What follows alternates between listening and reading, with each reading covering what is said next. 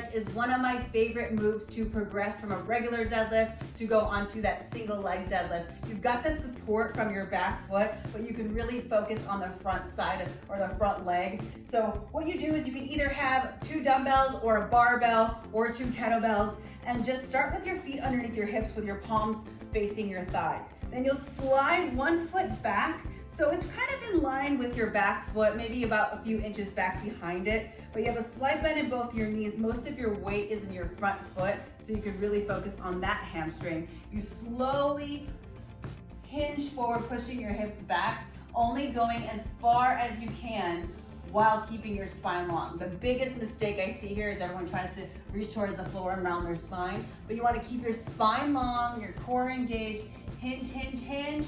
Feel your hamstrings work. If you feel like your core is about to go, then you got to keep everything strong and then stand on up. I really like to incorporate eccentrics, or the lowering phase, the lengthening phase of this, and focus on a tempo nice and slow, about 4 to 5 seconds, and then focus on getting standing all the way up. The biggest thing here is to make sure you're not leaning back and rounding your shoulders forward. So take your time, control it, keep your hips squared. Again, I really love this in between a regular Romanian deadlift and a single leg deadlift, because you have that extra support. Because what I see often with a single leg deadlift is, you're turning your hips open, especially if you have some weaker hamstrings.